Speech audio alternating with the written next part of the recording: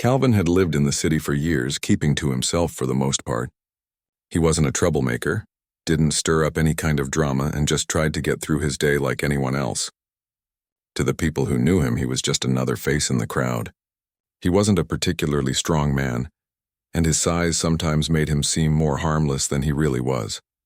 But Calvin had a sharp mind, one that most people never bothered to notice. The city wasn't exactly a peaceful place. Sure, there were nice neighborhoods, but it wasn't uncommon to see signs of tension between the people and the local authorities. For Calvin, it had always been that way. The police, especially the sheriff's deputies, weren't exactly the friendliest bunch. They seemed to think they could get away with anything, using their power to intimidate the people who lived in the poorer parts of town. It was a game to them, a game that Calvin was starting to figure out how to play. One evening, as he sat in his usual spot at the local bar, nursing a beer and listening to the chatter around him, he overheard a conversation that caught his attention.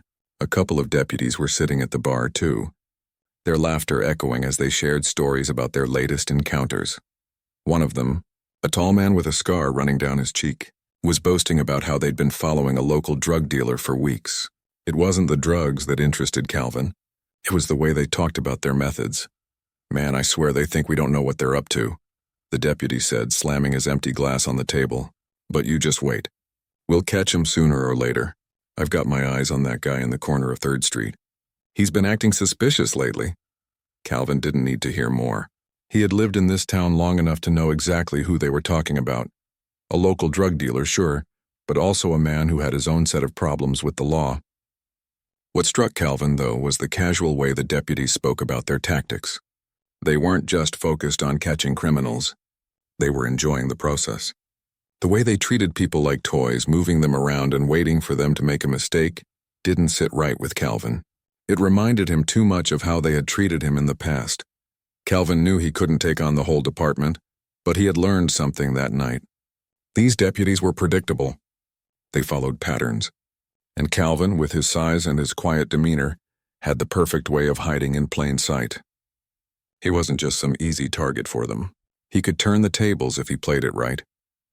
For the next few days, Calvin kept a low profile. He went about his usual routine, running errands, visiting the corner store, and sticking to his usual spots. But inside he was working on something, a plan. He knew the deputies would be watching him, as they always did. But this time, he wasn't just going to be a passive participant in their little game. This time, Calvin was going to be the one pulling the strings. He decided to use what they already thought they knew about him against them. They had seen him walking the streets before, minding his business, so they didn't think twice when they spotted him again. Calvin made sure to stay within their line of sight, letting them see enough to get curious. He even walked past their patrol car a few times, just close enough for them to make sure it was him, just close enough for them to think they knew what he was up to. But Calvin wasn't up to anything. At least, not yet. One afternoon, as he was walking home from the local store, he noticed the same 2 deputies from the bar. They were parked down the street, pretending to be busy with paperwork, but Calvin could feel their eyes on him. He had expected this. The deputies had a tendency to overestimate their own importance, and he knew they'd be following him for a while. But he also knew they didn't have all the facts. That was when Calvin made his move. He ducked into an alleyway out of their sight and waited. He didn't have to wait long. Soon, the sound of their patrol car's engine could be heard slowly making its way down the street. Calvin wasn't afraid. He knew they were watching for him to make a mistake. But what if he didn't? What if he did the opposite and made them think they had caught him doing something he hadn't? As he waited, Calvin thought about what he could do. He wasn't trying to start a fight. He wasn't looking for trouble. But he had learned long ago that when you live in a town like this, trouble finds you. And sometimes the only way to deal with it was to turn the tables, to make them think they had control when, in reality, they didn't. That was the key to his plan, making them think he was easy to catch. When the deputies passed by, Calvin made his move. He came out of the alley and casually walked toward the street. He made sure to move slowly, as if he had nowhere else to be. The deputies, seeing him, decided to pull over just as he had anticipated. They weren't going to take any chances. They had already made up their minds about him, and now they thought they had him cornered. "Hey, stop right there," One of the deputies shouted as he stepped out of the car, his hand already reaching for his baton. Calvin didn't flinch. He just kept walking, taking his time, not showing any signs of fear. That's exactly what they wanted to see. They wanted to see him panic, to see him make a run for it. But Calvin wasn't about to give them that satisfaction. Instead, he stopped and turned around to face them. "What's the problem, officer?" Calvin asked in a calm voice, looking them directly in the eyes. He made sure to stay relaxed, his posture unthreatening. The deputy with the scarred face stepped forward, his eyes narrowing. "We've been watching you, Carter," the deputy said, his voice dripping with suspicion. "You're up to something, and we're going to find out what." Calvin smiled inwardly, knowing they had already made up their minds. He didn't need to defend himself. The trap was set. All he had to do was wait for them to take the bait. "What are you talking about?" Calvin asked, feigning confusion. "I'm just on my way home." "You can check my pockets if you like." The deputy took a step closer, his hand resting on his baton. Calvin could see the frustration in his eyes. They were expecting him to resist, to give them a reason to escalate the situation. But Calvin wasn't going to give them that. He wasn't going to make it easy for them. "You're not going anywhere until we're done with you," the deputy growled. "You can play all innocent, but we know what you're up to." Calvin didn't respond. He just stood there letting them talk, letting them build their own anger. He knew exactly what was happening. They thought they had him figured out, but they didn't know the half of it. The deputies stood in front of Calvin, their hands twitching, clearly ready to make a move. But Calvin stayed still, his expression calm and collected, almost as if he were confused by the situation. He could feel the tension building, not just in the deputies, but in the air around them. He knew they were getting frustrated, and that was exactly what he wanted. "You've got no reason to stop me, officer," Calvin said, keeping his voice steady. "I'm just trying to get home, like I told you." The deputy with the scar on his cheek, Officer Davis, narrowed his eyes. He didn't like being made to look foolish. The other deputy, a younger man who had been quieter up to this point, shifted uncomfortably. He had been trained to act quickly in situations like this, but something about Calvin's calm demeanor made him hesitate. "Don't play dumb with us, Carter," Officer Davis said, his voice thick with disdain. "We know you're mixed up in something, and we're going to find out what it is. You're not going anywhere until we're done." Calvin could feel the rising tension in the air like a storm about to break. The younger officer, who had been nervously glancing around, seemed to be waiting for a sign. Officer Davis, on the other hand, seemed all too eager to escalate the situation. Calvin knew that in moments like this, when tempers flared and control was slipping, anything could happen. But Calvin wasn't afraid. In fact, he felt the tiniest spark of satisfaction. He had been waiting for this moment. He had anticipated it. He had placed himself in a situation that would make it difficult for them to back out. The more they pressed him, the deeper they would sink into the trap he had laid. "I'm telling you," Calvin said again, his voice soft but firm. "I'm not hiding anything. You can check me if you want, but I don't think you're going to find anything that makes sense to you." Officer Davis stepped closer, his body tense, his eyes flicking down to Calvin's pockets as if hoping to find something incriminating. Calvin didn't move, didn't flinch, didn't make a sound. He stood there, letting the officer get closer and closer, waiting for the inevitable. Suddenly, there was a noise from behind them, the sound of a car door slamming shut. Both deputies whipped around, their attention momentarily diverted. Calvin seized the opportunity, slipping his hand into his pocket, carefully retrieving a small device and pressing it into the palm of his hand. It was a hidden recorder, one he had planted earlier that day. He knew the officers would try to intimidate him, try to provoke him into doing something foolish. This was his insurance the deputies didn't notice. They were too distracted, their attention now focused on the noise they had heard. Calvin didn't move an inch. He stood there, watching them, his fingers tightening around the recorder.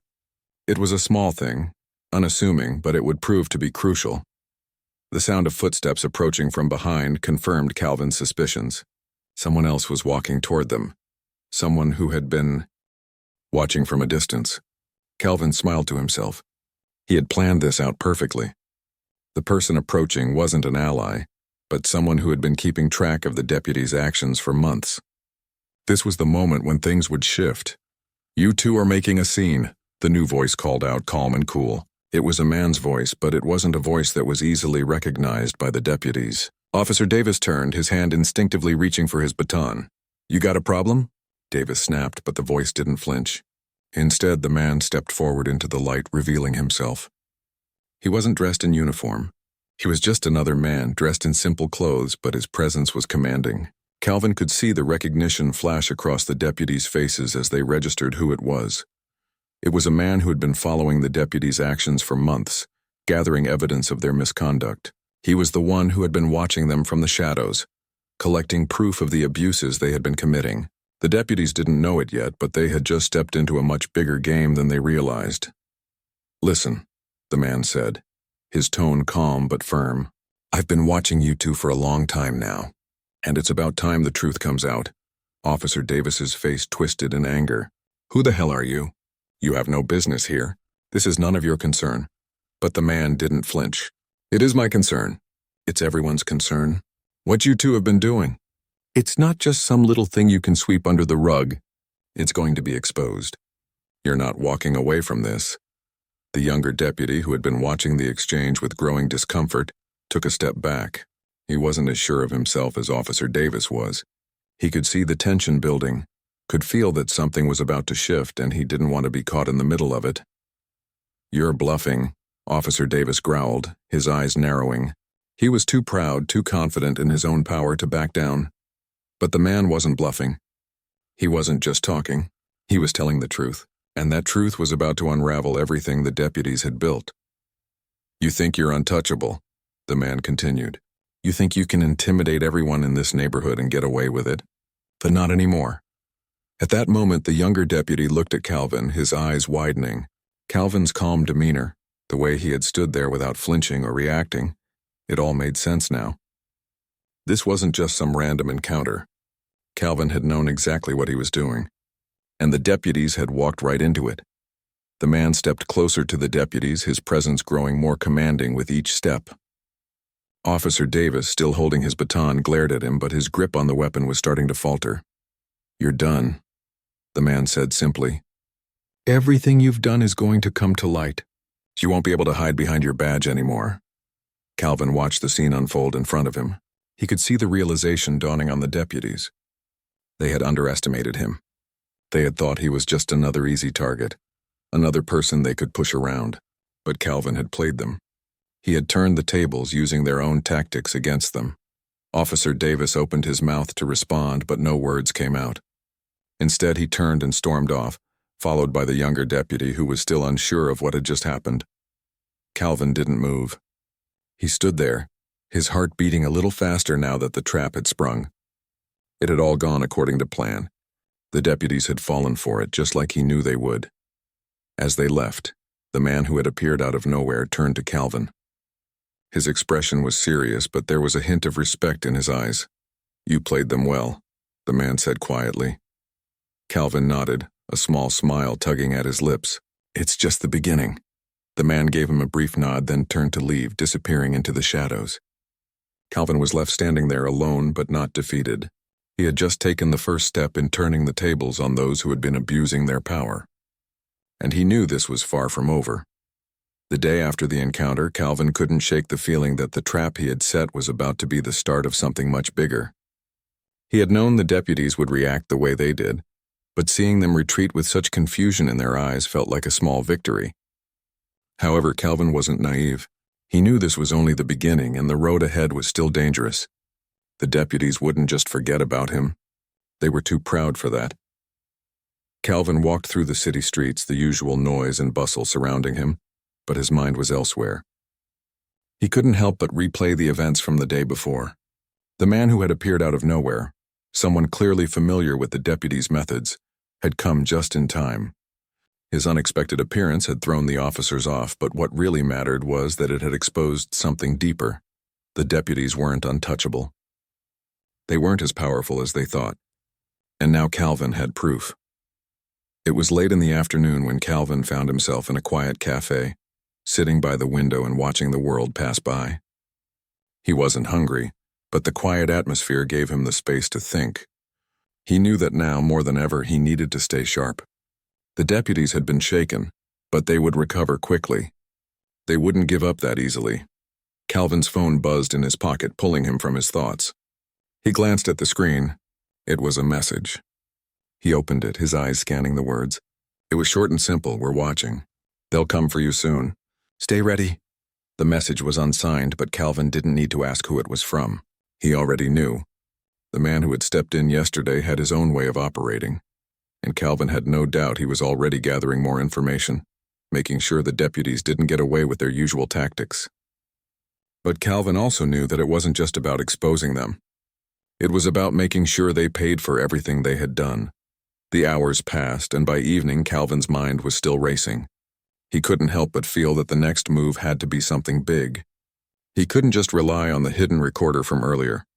That had only given him a small taste of what he needed. He needed a plan that would not only expose the deputies, but also ensure they faced real consequences. At home, Calvin went through the papers scattered across his kitchen table.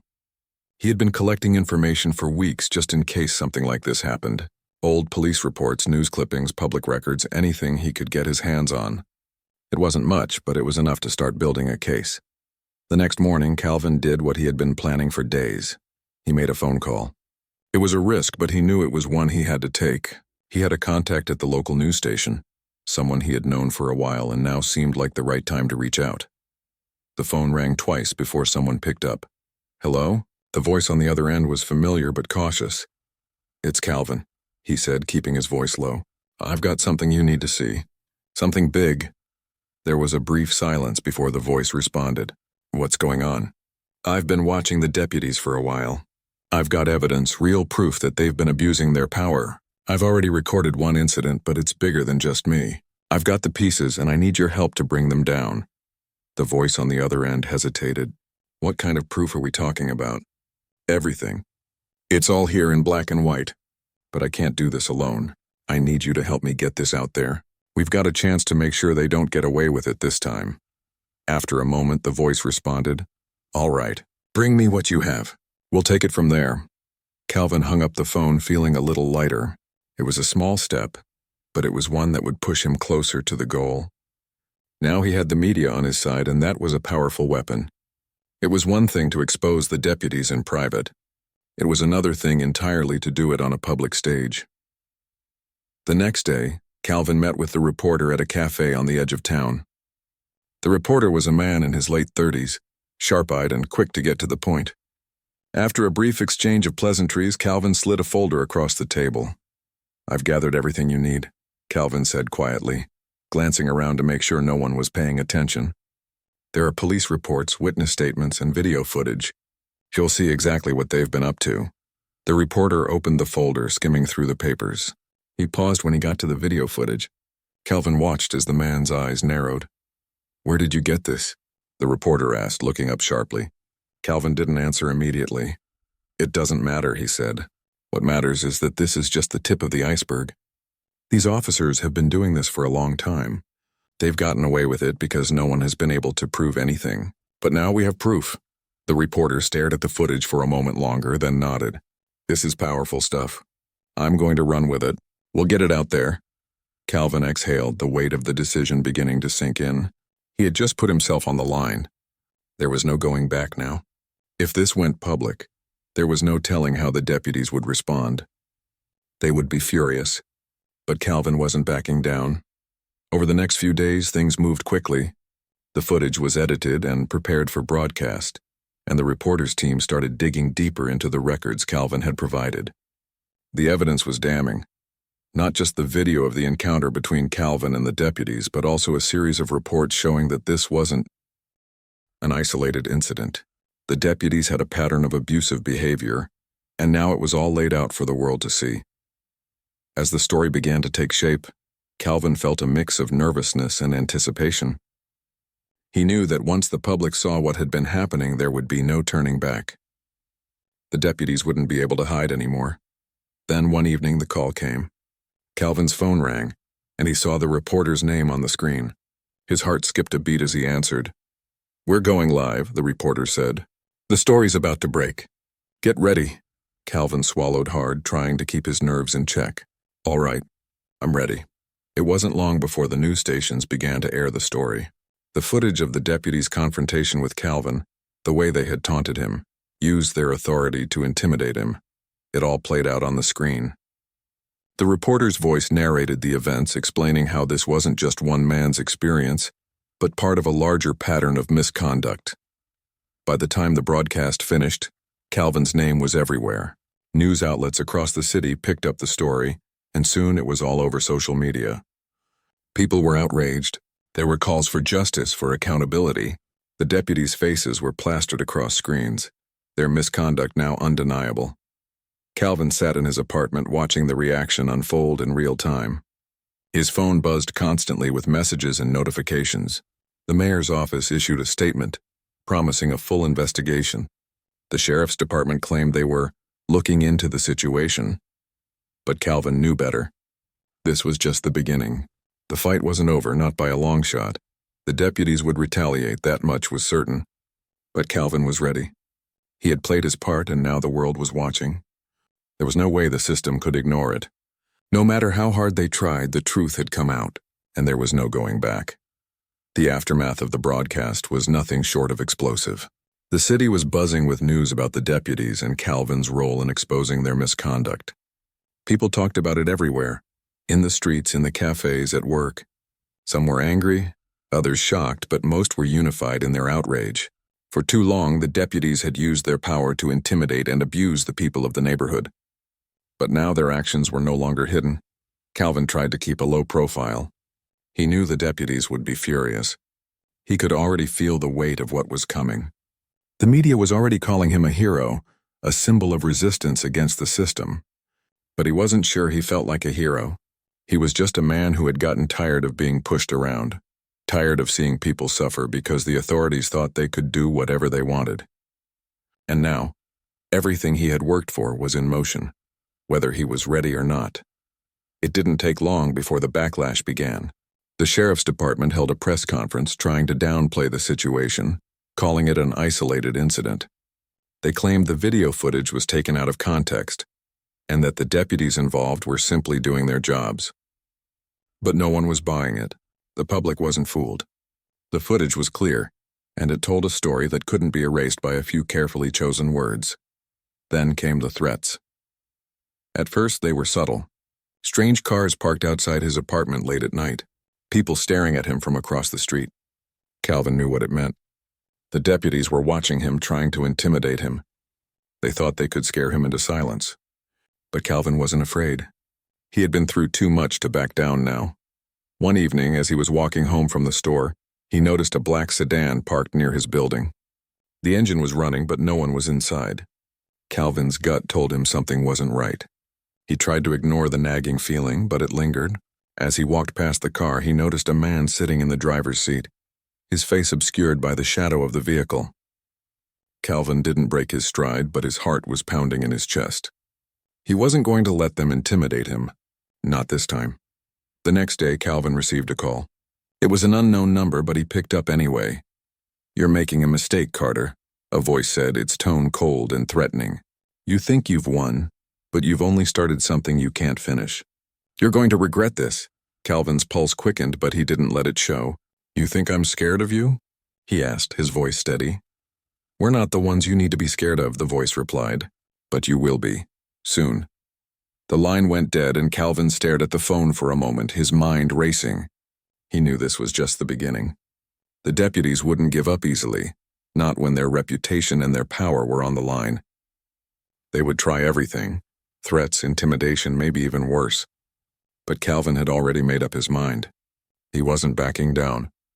For the next few days, Calvin stayed in constant contact with the reporter who had helped him get the story out. The reporter had his own sources within the city, people who were starting to dig into the backgrounds of the deputies involved. And what they found was even worse than Calvin had imagined.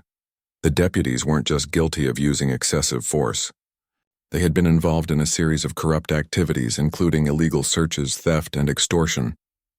They had used their positions to intimidate local businesses, demand bribes, and harass anyone who dared to speak out against them.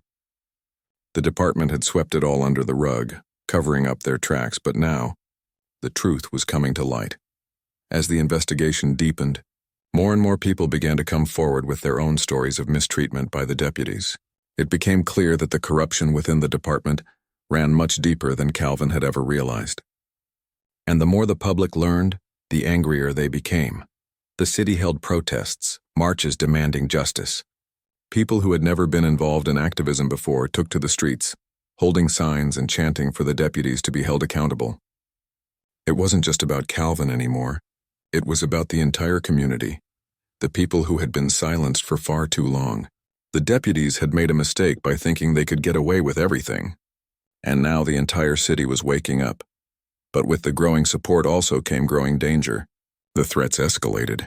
Strange people began to show up at Calvin's apartment building, knocking on doors, asking questions about him.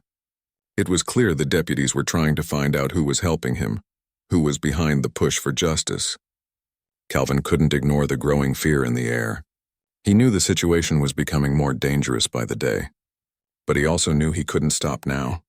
The momentum was too strong and too many people were counting on him.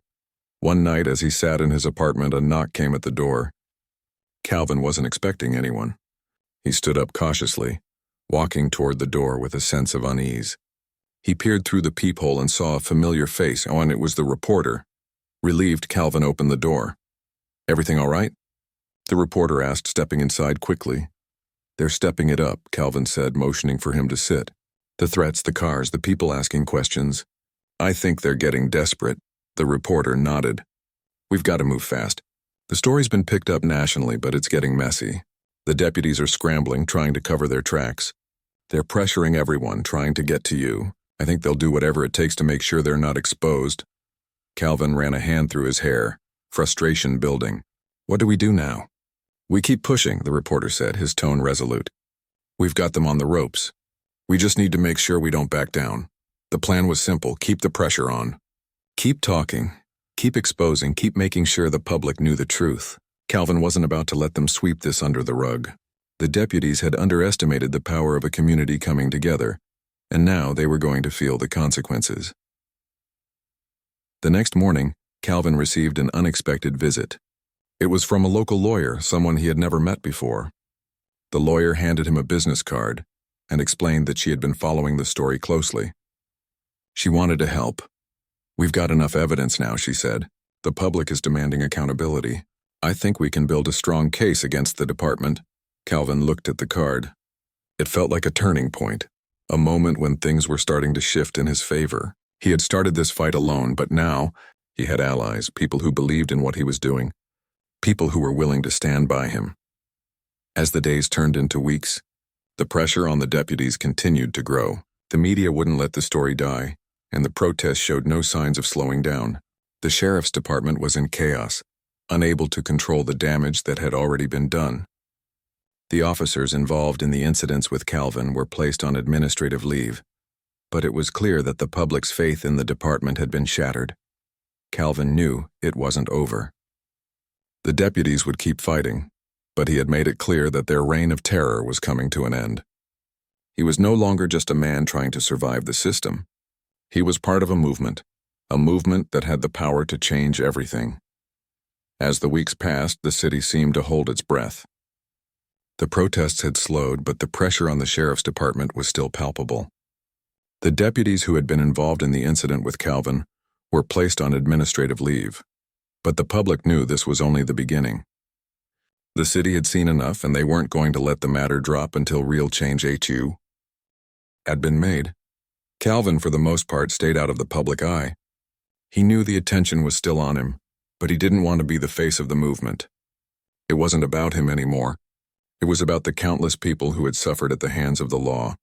It was about the future, about making sure nothing like this ever happened again. He had never asked for any of this. He had never wanted to be a hero, but now that he was here, he knew it was his responsibility to see it through. There were still threats, of course. They hadn't stopped. A few late-night phone calls, a couple of menacing looks when he stepped outside, but nothing he couldn't handle. He had expected it. It wasn't the first time someone had tried to intimidate him, and with each passing day, Calvin found himself growing stronger. He was no longer the quiet, overweight man who tried to keep his head down. He was a force, and now the world knew it. One morning, Calvin woke up to an unfamiliar sound, a knock at the door. It wasn't the usual late-night threats or the sounds of cars idling outside. This was different. Cautiously, he opened the door. Standing there was a woman, dressed in a sharp suit, holding a briefcase. "I'm here to talk to you about the case," she said, her voice calm but determined. Calvin hesitated for a moment before stepping aside to let her in. He wasn't sure what to expect, but the lawyer's presence meant that things were moving. It wasn't just the protests anymore. This was turning into a legal battle. "I'm an attorney specializing in civil rights," the woman continued once inside. "I've been following your case, and I believe we have a strong chance to bring the sheriff's department to justice." Calvin sat down, his mind racing. This was it, the moment he had been waiting for. The moment where everything he had done would either fall apart or become something more. "I've seen the footage. The reports and the testimonies from the people who have come forward," the lawyer said, her voice unwavering. "This is far beyond a single incident. It's a systemic issue within the department. What they've been doing isn't just wrong, it's illegal." Calvin nodded slowly. He had known this all along. It wasn't just about what had happened to him. It was about a history of abuse that had gone unchecked for too long. The deputies didn't just target people like him. They targeted anyone they thought was beneath them, anyone who couldn't fight back. "I want to help you bring a class action lawsuit," she said. Her eyes locked on his. "We're going to take this all the way." Calvin swallowed hard. He had known it would be a long road, but he had no idea how long. This was going to be a battle, not just for him, but for everyone who had ever been affected by the actions of those in power. "I'm in," Calvin said, his voice steady. "Let's do it." Over the next few weeks, the case began to unfold in ways Calvin hadn't imagined. The lawyer filed the lawsuit, and soon it wasn't just Calvin standing against the sheriff's department. Other victims began to come forward, people who had experienced similar treatment by the same deputies. One by one, their voices added weight to the case. The deputies, who had once believed they were untouchable, now found themselves at the center of a growing storm. But the fight was far from over. The sheriff's department wasn't going to go down without a fight. They hired their own legal team, a group of high-priced lawyers whose job it was to discredit everything Calvin and the others had said. They tried to paint Calvin as a troublemaker, someone who had deliberately provoked the deputies. They accused him of being part of a larger conspiracy, of trying to destroy the department from within, but the evidence was undeniable. The footage was clear, the testimonies were consistent, and the public was on their side. Then came the day that would change everything. Calvin sat in a small conference room, surrounded by his lawyer and a few other key witnesses. The atmosphere was tense. The trial was just days away, and the sheriff's department had decided to offer a settlement. They wanted to avoid the publicity of a full trial, but they also didn't want to admit to the full extent of their wrongdoings. The offer was generous, but it came with strings attached. They wanted Calvin to sign a non-disclosure agreement, to keep quiet about everything that had happened. Calvin could feel the weight of the decision hanging over him. It was tempting. The money would make life easier for him. It would take care of some of the financial burdens that had piled up since this all began. But there was a catch. He would have to let the department off the hook. He would have to let them get away with it. The lawyer looked at him, waiting for his answer. Calvin felt the pressure building. He wasn't just making a decision for himself anymore. He was making a decision for everyone who had ever been treated like he had, for everyone who had been mistreated by the law and had no one to turn to. "I can't sign it," Calvin said finally, his voice firm, not without accountability. The lawyer nodded, understanding. "I figured as much, but I had to ask. The decision is yours." Calvin stood up, feeling a weight lift from his chest. He wasn't going to let them buy him off. Not now, not ever. The case went to trial, and as expected, it was a battle. The sheriff's department fought tooth and nail, trying to discredit the evidence, trying to twist the facts. But the truth was too strong. The footage, the testimonies, the records, they all painted a picture of abuse and corruption that couldn't be ignored. Finally, after weeks of legal battles, the judge issued a verdict. The sheriff's department was found guilty of violating the civil rights of the community. The deputies involved in the incidents with Calvin were fired, and several were charged with misconduct. The department was forced to pay a substantial settlement to the victims, and the city government promised to institute reforms within the department. Calvin sat in the courtroom, hearing the verdict, and for the first time in weeks, he allowed himself to relax. The fight wasn't over, but it had been won. The system had been challenged, and the people had prevailed. The next few days were a blur. News outlets picked up the story, and Calvin's face was everywhere. He had become a symbol of resistance, of someone who had stood up against a corrupt system and won, but Calvin didn't feel like a hero. He just felt like a man who had done what needed to be done. He didn't want fame or attention. He just wanted justice, and for once it seemed like the system had finally been forced to listen. As he walked through the streets, his head held high, Calvin couldn't help but smile. The fight wasn't over, but it had changed the course of his life and perhaps the lives of many others. The deputies who had once thought they were untouchable were now facing the consequences of their actions. And for Calvin, that was all that mattered. It had been a few months since the trial. The city had slowly begun to return to a sense of normalcy, but for Calvin, life had changed forever. The streets, once filled with whispers and stares, had quieted down. The protests had died down, but the echo of what had happened still lingered. For the first time in his life, Calvin felt like he had truly made a difference, but the satisfaction he expected didn't come. Instead, a strange emptiness settled in, a sense that there was something more he needed to do. The settlement money had been helpful, of course. It had paid off his debts, covered medical bills, and allowed him to live comfortably for the first time in years. But it wasn't the money that had driven him. It had been something deeper, a sense of injustice that he couldn't ignore. And now that the deputies had been removed, and the sheriff's department had promised reform, Calvin still couldn't shake the feeling that the battle wasn't really over. As he sat in his small apartment one evening, flipping through the news on his phone, Calvin's thoughts drifted back to the moment when everything had started, that first time he'd been stopped by the deputies. He remembered how helpless he had felt then, how insignificant, but now here he was months later, with the world knowing his name. The deputies had been exposed. But at what cost? He had been fighting for justice, yes, but in doing so, had he changed anything, or had he just become part of a cycle he couldn't escape? Calvin's phone buzzed, pulling him out of his thoughts. It was a message from the reporter who had helped him from the beginning, the one who had shared his story with the world. He hadn't heard from him in a while. "We need to talk. Something's not right." Calvin frowned as he read the message. The tone was urgent, even cryptic. He tapped out a quick reply. "What's going on?" The response came almost immediately. "Meet me at the cafe on 5th and Maple. It's important." Without thinking twice, Calvin grabbed his jacket and left. Something about the message didn't sit well with him. The reporter had always been calm, collected, never the type to sound panicked. As he made his way through the streets, he felt that familiar knot in his stomach.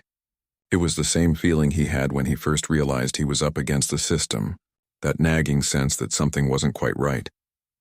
When Calvin arrived at the cafe, he quickly spotted the reporter sitting in the corner, his back to the wall, his eyes scanning the room. He looked up as Calvin walked in, his expression tense. "Sit down," the reporter said, motioning to the seat across from him. Calvin did as he was asked, sitting down and waiting for the reporter to explain. "What's going on?" Calvin asked, his voice low. The reporter leaned in closer, his voice barely a whisper. "There's been a leak. Someone inside the department is trying to cover their tracks. They're moving fast, to get rid of anything that could link them to the corruption." Calvin frowned. "What do you mean, a leak?" "I mean," the reporter continued, "they're trying to erase everything. The records, the footage, everything. They've got people on the inside trying to destroy the evidence we collected during the investigation. I'm not sure how they're doing it, but it's happening." A chill ran down Calvin's spine. He had suspected that the sheriff's department wasn't finished, but hearing it from the reporter made it all feel too real. The fight wasn't over. It was only just beginning. "How do you know all this?" Calvin asked, his mind racing. "I've got my sources," the reporter said with a half smile, though it didn't reach his eyes. "And some of them are still inside. They're scared, Calvin. People are nervous. They don't want this story to go any further, but they also know what's at stake." "So what's the plan?" Calvin asked, leaning forward. He wasn't going to back down now. Not after everything they'd been through. "I've been working on a follow-up investigation. I found a few leads that could tie the department back to some of the illegal activities they've been involved in. But it's risky. If they're trying to erase everything, we don't have much time." Calvin took a deep breath, letting the weight of the situation sink in. This was bigger than he had imagined. The sheriff's department wasn't just trying to cover up the actions of a few bad officers. They were trying to bury a whole network of corruption. "I'm in," Calvin said, determination in his voice. "I'm not walking away now. We've come too far." The reporter looked at him, his eyes searching. "Are you sure? This isn't going to be easy. We're up against a whole system that's used to getting what it wants." "I'm sure," Calvin said. "I've fought for this. I won't stop until the truth comes out." The reporter nodded slowly. "All right, we need to be careful. This time it's not just about us anymore. We've got to be smart, or we'll end up back where we started." Over the next few days, Calvin and the reporter worked tirelessly to gather more evidence. They met with more sources, dug through records, and followed every lead they could find. The deeper they went, the more they uncovered. The sheriff's department wasn't just involved in corruption. They were part of a larger, more dangerous operation. And now, Calvin was in the middle of it, whether he liked it or not. The reporter had managed to get hold of a few critical pieces of information, confidential files, internal memos, all pointing to high-ranking officers within the department who were involved in illegal activity. But the deeper they went, the more they realized just how deep the corruption ran. It wasn't just about the deputies anymore. It was about a whole network of people using their power to control the city. One afternoon, as Calvin sat at his kitchen table, going through a stack of documents, a knock at the door made him jump. He wasn't expecting anyone. He stood up slowly, heart pounding, and walked cautiously to the door. Through the peephole, he saw nothing. But he knew better than to open the door without checking. Slowly, he moved away from the door and grabbed the phone, quickly texting the reporter. "I think they're here. Something doesn't feel right." The phone buzzed a moment later with a reply. "Stay inside. Don't open the door. I'll be there in 5. Calvin paced nervously. He couldn't shake the feeling that something terrible was about to happen. The knock had been too sudden, too quiet. The minutes felt like hours, and he could hear nothing but the sound of his own heartbeat. Then he heard it again. The knock. This time louder, more urgent. Calvin's hand hovered over the door handle, but he hesitated. His instincts were screaming at him not to open it. Suddenly he heard a voice on the other side. "Calvin, open up. We need to talk." It was a voice he didn't recognize, but it had the tone of authority, demanding and sharp. Calvin's heart skipped a beat. Something wasn't right. He backed away from the door, reaching for his phone, ready to text the reporter again, but before he could, the door handle turned. The door was unlocked. Someone was trying to get inside. In that moment, Calvin knew this was no longer just about fighting back. It was about survival. Calvin stood frozen for a moment, the sound of the door handle turning echoing in his ears. His mind raced. The knock, the strange voice, it didn't make sense. No one should have been there. He could feel the sweat forming on the back of his neck. His heart beat loudly, the adrenaline making his palms sweat. Slowly, he backed away from the door, reaching for his phone in his pocket. His fingers trembled as he sent a quick message to the reporter. "Someone's trying to get in. I don't know who they are, but it's not good. I need help." The seconds dragged on, each one heavier than the last. He had to think fast. Whoever was on the other side of that door wasn't there to chat. They didn't sound like someone he could trust. As the door handle turned again, Calvin took a step back. He glanced around his small apartment, looking for anything he could use for protection. The room felt suffocating, the walls closing in on him. His eyes landed on the kitchen counter where a heavy pan lay forgotten. It wasn't much, but it would have to do. The door was almost fully open now. There was no time left. Calvin grabbed the pan, holding it tightly in his hand. The door creaked as it swung open wider, and just as Calvin braced himself, ready to swing, a voice called out from the other side. "Calvin, it's me." "Open up!" The voice was familiar, too familiar. It was the reporter's voice. Calvin's grip on the pan loosened. He hesitated, his mind whirling. He wasn't sure if he could trust anyone right now, even the people who had helped him before. But something told him it was the reporter. With a deep breath, he stepped forward and pulled the door open just enough to peek outside. There, standing in front of him, was the reporter, his face pale, eyes wide with urgency. "Get inside, quickly," the reporter said, glancing around nervously as he stepped in, pushing the door closed behind him. "They know you're onto something bigger." "It's bad, Calvin. Really bad." Calvin's heart was still racing, but he listened intently. "What are you talking about? Who are they? And what's going on?"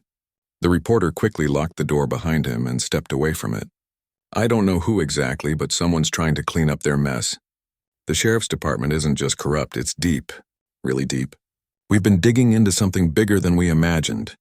Bigger than what? Calvin asked, his mind still spinning from the close call. Bigger than the deputies you've already exposed. This goes all the way up the ladder. There are people with a lot more power than we realized. People who are willing to go to any lengths to make sure this stays buried. They've got their hands in more than just illegal activity. There's money laundering, extortion, and more. And they're using the department to keep it all under wraps. Calvin took a deep breath, processing the information. It felt overwhelming, but he knew one thing for sure. He wasn't going to back down now. He had come too far and too many people were depending on him. This wasn't just about him anymore. It was about exposing a system that had been broken for far too long. What do we do now? Calvin asked. The reporter pulled out a small notebook and flipped through it. We need to get the rest of the evidence before they can destroy it. I've got a lead on a storage facility. It's where they keep the documents that could tie everything together. If we get in there, we can blow this thing wide open. Calvin's heart raced again. A storage facility? That was risky, too risky. But he knew it was their only shot. If they didn't act now, the evidence would disappear, and everything they had worked for would be for nothing. When do we go? Calvin asked, his voice steady despite the rising fear inside him. Tonight, the reporter replied. We have to move quickly. I'll make sure we're not seen, but we'll need to be careful. If they're onto us, we can't afford to make any mistakes. The thought of breaking into a facility, of putting himself in harm's way again, made Calvin's stomach turn. But he had come this far and there was no turning back. The fight was bigger than him now. It wasn't just about exposing a few crooked cops, it was about taking down an entire network of corruption that had been in power for far too long. That night, the two of them set out under the cover of darkness. They moved quietly through the city, avoiding the main roads and sticking to alleyways. Calvin's heart pounded in his chest, but he kept his head down and followed the reporter, trusting that he knew where he was going. The storage facility was located on the outskirts of town, a cold gray building that seemed to stand out like a sore thumb against the rest of the neighborhood. Calvin could feel the tension building as they approached. He had no idea what they would find inside, but he knew it wouldn't be easy. The reporter led Calvin to the back of the building, where a small, unmarked door stood. This is it, the reporter whispered. The records are in there. They moved quickly, the sound of their footsteps echoing in the quiet night. The reporter worked quickly, his hand steady as he picked the lock on the door. It clicked open with a soft sound, and the two of them slipped inside. The room was dimly lit, filled with rows upon rows of filing cabinets. It smelled of old paper and dust, the air thick with the weight of secrets. Calvin felt a chill run down his spine as he glanced around. He had no idea what they were going to find, but he had a sinking feeling that it was going to be worse than he could have ever imagined. They moved through the room quickly, a reporter pulling open drawers and flipping through the files inside. The silence was deafening, only broken by the occasional rustle of paper as they searched for the evidence they needed. Calvin was starting to lose hope. What if they didn't find anything? What if this was all for nothing? Just as he was about to turn away, the reporter called out in a low voice. Here it is, the reporter said, his voice filled with a sense of urgency. Calvin rushed over to him, his heart racing as he looked at the files the reporter had pulled out. There were names, dates, and numbers, so many numbers. And in the corner of each file was a note that seemed to confirm the connections between the department, the corrupt officials, and the shady operations they had been running. This is it, Calvin said, barely able to breathe. This is everything we need. The reporter nodded, a satisfied smile creeping across his face. But just as quickly the smile faded. We need to get out of here now! Calvin's stomach dropped. He had a feeling they weren't alone anymore. They barely made it out of the storage facility before the first car pulled into the parking lot. The lights of a police vehicle flashed in the distance and Calvin's heart sank. They were too late. The sheriff's department had already caught wind of what they were doing. The two of them ran, dodging between parked cars and keeping close to the shadows. The reporter was ahead leading the way, but Calvin could feel the fear creeping in. They weren't going to make it out of this without a fight. They sprinted down the alley, Calvin's legs burning as he tried to keep up. The sound of footsteps behind them grew louder, and Calvin risked a glance over his shoulder. The police were close, too close. The reporter glanced back at him. "We need to split up," he said, his voice tense. "It's the only way we'll make it." Calvin nodded, knowing it was the only option. They couldn't risk being caught together. They turned a corner and separated, each heading in a different direction. Calvin's heart was pounding in his chest as he ran, the sound of his breath filling his ears. He didn't know where he was going, only that he had to keep moving. They had the evidence now, but they had to get it out to the world before the sheriff's department could destroy it. The next few hours were a blur of hiding, running, and narrowly avoiding the police. Calvin wasn't sure how long he'd been on the move, but when he finally stopped, he found himself at an old abandoned building on the edge of town. He was out of breath, exhausted but alive, and for the first time in days he allowed himself to smile. He had what they needed. They had what they needed. The truth was finally in their hands. Calvin stood frozen for a moment, the sound of the door handle turning echoing in his ears. His mind raced. The knock, the strange voice, it didn't make sense. No one should have been there. He could feel the sweat forming on the back of his neck. His heart beat loudly, the adrenaline making his palms sweat. Slowly, he backed away from the door, reaching for his phone in his pocket. His fingers trembled as he sent a quick message to the reporter. "Someone's trying to get in. I don't know who they are, but it's not good. I need help." The seconds dragged on, each one heavier than the last. He had to think fast. Whoever was on the other side of that door wasn't there to chat. They didn't sound like someone he could trust. As the door handle turned again, Calvin took a step back. He glanced around his small apartment, looking for anything he could use for protection. The room felt suffocating, the walls closing in on him. His eyes landed on the kitchen counter, where a heavy pan lay forgotten. It wasn't much, but it would have to do. The door was almost fully open now. There was no time left. Calvin grabbed the pan, holding it tightly in his hand. The door creaked as it swung open wider, and just as Calvin braced himself ready to swing, a voice called out from the other side. "Calvin, it's me. Open up." The voice was familiar, too familiar. It was the reporter's voice. Calvin's grip on the pan loosened. He hesitated, his mind whirling. He wasn't sure if he could trust anyone right now, even the people who had helped him before. But something told him it was the reporter. With a deep breath, he stepped forward and pulled the door open just enough to peek outside. There, standing in front of him, was the reporter, his face pale, eyes wide with urgency. "Get inside. Quickly," the reporter said, glancing around nervously as he stepped in, pushing the door closed behind him. "They know you're onto something bigger." "It's bad, Calvin." "Really bad?" Calvin's heart was still racing, but he listened intently. "What are you talking about? Who are they, and what's going on?" The reporter quickly locked the door behind him and stepped away from it. "I don't know who exactly, but someone's trying to clean up their mess. The sheriff's department isn't just corrupt, it's deep. Really deep. We've been digging into something bigger than we imagined." "Bigger than what?" Calvin asked, his mind still spinning from the close call. "Bigger than the deputies you've already exposed. This goes all the way up the ladder. There are people with a lot more power than we realized. People who are willing to go to any lengths to make sure this stays buried. They've got their hands in more than just illegal activity. There's money laundering, extortion, and more. And they're using the department to keep it all under wraps." Calvin took a deep breath, processing the information. It felt overwhelming, but he knew one thing for sure. He wasn't going to back down now. He had come too far, and too many people were depending on him. This wasn't just about him anymore. It was about exposing a system that had been broken for far too long. "What do we do now?" Calvin asked. The reporter pulled out a small notebook and flipped through it. "We need to get the rest of the evidence before they can destroy it. I've got a lead on a storage facility. It's where they keep the documents that could tie everything together. If we get in there, we can blow this thing wide open." Calvin's heart raced again. A storage facility? That was risky, too risky. But he knew it was their only shot. If they didn't act now, the evidence would disappear, and everything they had worked for would be for nothing. "When do we go?" Calvin asked, his voice steady despite the rising fear inside him.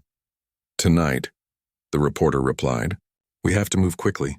I'll make sure we're not seen, but we'll need to be careful. If they're onto us, we can't afford to make any mistakes." The thought of breaking into a facility, of putting himself in harm's way again, made Calvin's stomach turn. But he had come this far and there was no turning back. The fight was bigger than him now. It wasn't just about exposing a few crooked cops. It was about taking down an entire network of corruption that had been in power for far too long. That night, the two of them set out under the cover of darkness. They moved quietly through the city, avoiding the main roads and sticking to alleyways. Calvin's heart pounded in his chest, but he kept his head down and followed the reporter, trusting that he knew where he was going. The storage facility was located on the outskirts of town, a cold gray building that seemed to stand out like a sore thumb against the rest of the neighborhood. Calvin could feel the tension building as they approached. He had no idea what they would find inside, but he knew it wouldn't be easy. The reporter led Calvin to the back of the building, where a small, unmarked door stood. "This is it," the reporter whispered. "The records are in there." They moved quickly, the sound of their footsteps echoing in the quiet night. The reporter worked quickly, his hands steady as he picked the lock on the door. It clicked open with a soft sound, and the two of them slipped inside. The room was dimly lit, filled with rows upon rows of filing cabinets. It smelled of old paper and dust, the air thick with the weight of secrets. Calvin felt a chill run down his spine as he glanced around. He had no idea what they were going to find, but he had a sinking feeling that it was going to be worse than he could have ever imagined. They moved through the room quickly, the reporter pulling open drawers and flipping through the files inside. The silence was deafening, only broken by the occasional rustle of paper as they searched for the evidence they needed. Calvin was starting to lose hope. What if they didn't find anything? What if this was all for nothing? Just as he was about to turn away, the reporter called out in a low voice. "Here it is," the reporter said, his voice filled with a sense of urgency. Calvin rushed over to him, his heart racing as he looked at the files the reporter had pulled out. There were names, dates, and numbers, so many numbers. And in the corner of each file was a note that seemed to confirm the connections between the department, the corrupt officials, and the shady operations they had been running. "This is it," Calvin said, barely able to breathe. "This is everything we need." The reporter nodded, a satisfied smile creeping across his face. But just as quickly the smile faded. "We need to get out of here, now!" Calvin's stomach dropped. He had a feeling they weren't alone anymore. They barely made it out of the storage facility before the first car pulled into the parking lot. The lights of a police vehicle flashed in the distance, and Calvin's heart sank. They were too late. The sheriff's department had already caught wind of what they were doing. The two of them ran, dodging between parked cars and keeping close to the shadows. The reporter was ahead, leading the way, but Calvin could feel the fear creeping in. They weren't going to make it out of this without a fight. They sprinted down the alley, Calvin's legs burning as he tried to keep up. The sound of footsteps behind them grew louder, and Calvin risked a glance over his shoulder. The police were close, too close. The reporter glanced back at him. "We need to split up," he said, his voice tense. "It's the only way we'll make it." Calvin nodded, knowing it was the only option. They couldn't risk being caught together. They turned a corner and separated, each heading in a different direction. Calvin's heart was pounding in his chest as he ran, the sound of his breath filling his ears. He didn't know where he was going, only that he had to keep moving. They had the evidence now, but they had to get it out to the world before the sheriff's department could destroy it. The next few hours were a blur of hiding, running, and narrowly avoiding the police. Calvin wasn't sure how long he'd been on the move, but when he finally stopped, he found himself at an old, abandoned building on the edge of town. He was out of breath, exhausted, but alive, and for the first time in days he allowed himself to smile. He had what they needed. They had what they needed. The truth was finally in their hands. The following weeks were filled with press conferences, legal battles, and investigations. Calvin stayed hidden, only speaking to the reporter occasionally. But as the arrests mounted and the truth continued to surface, the pressure on the sheriff's department grew, and then finally came the day that Calvin had been waiting for, the day when the last of the corrupt officers were brought to justice. He watched from his apartment window as the sheriff was led away in handcuffs. The man who had once held so much power, who had controlled the city with his corruption, was now just another criminal. It was over. The battle was won. Calvin sat back, his heart still racing. The city had been changed, and the fight wasn't over. There was still work to be done. But for the first time in a long time, he felt a sense of peace. They had done it.